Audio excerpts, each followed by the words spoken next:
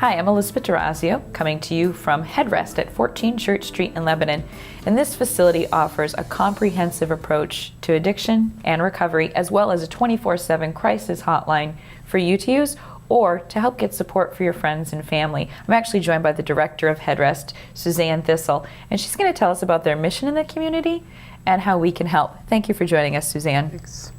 Now, you have a really big task in the community. We've heard more and more in the news and even nationally that there's an opioid crisis in New Hampshire, but there is just a massive burden on organizations like Headrest to support what's going on. Tell us about how you fit into the puzzle.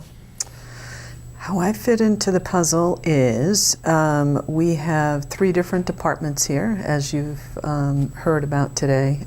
We have the hotline, which is 24/7, crisis, intervention, prevention. So we have 5 staff members on there. They're answering calls all day, all night. And then we have residential treatment, low-intensity residential treatment. So we have 3 and potential of 1 more coming on board with us soon to manage the services in residential. We always have a waiting list on residential. I think that's the hardest thing for the hotline as well as residential, to have to turn people away. We only have 10 beds. We were 8 beds in the summer, and as of October we got licensed for 10 beds.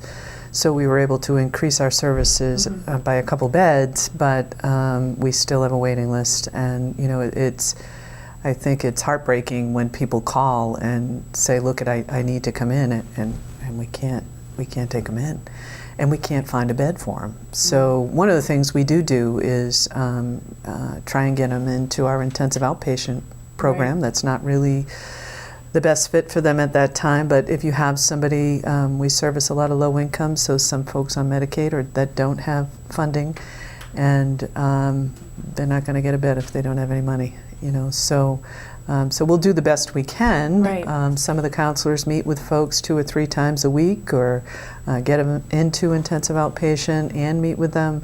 Whatever it takes, we'll do it. Or, we talk to them about moving out of state if that's what it takes.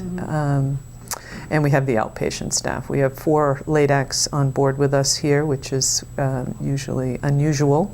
I'm also an MLADAC, so my job is just to kind of make sure all those ducks are in a line, and continue to try and find support. Because our hotline staff, we don't receive revenue for the hotline, it's free. Right. And a lot of our services, regardless of their ability to pay, we're going to take them in. I don't think that's something people realize. New Hampshire is, fortunately or unfortunately, however you want to look at it, we really haven't been on the front lines of the quote-unquote drug wars, back in the 80s when that was really, in the news. Unfortunately, we've really been hit over the head with it recently, particularly with the drug cartels in Massachusetts moving up across state lines and funneling things to us.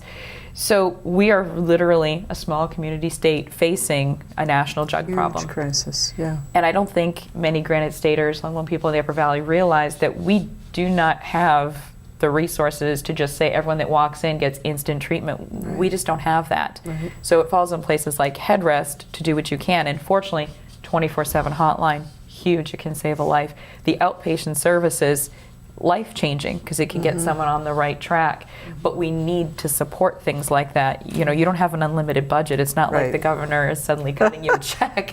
So what can we do as a community to help you out? I think we do this community is amazing, actually, and our board members are amazing. They're always out there trying to promote us, trying to raise money. We have 2 big fundraisers, one in the spring and one in the fall. The one in the spring is coming up, April 30th, I believe is the date. And that's our Mud Season Madness. You can buy tickets online. And then in the fall, as Jim talked about, our treasurer talked about at Mascoma, that we have a Real Trail Ramble. That's another big fundraiser for us. Other than that, we're hoping people donate. You can donate online. You can send money to us at 14 Church Street, and we've applied for some grants. And the board, regardless of someone's ability to pay, they're saying keep them coming. Which is good. And thank you that's so my much. job, is to make sure we can keep them coming. And I want to thank you so much. So you heard that from Sue, the director here at Headrest. Regardless of the ability to pay, they're not turning someone away. If they need help, they're going to find a way to do it.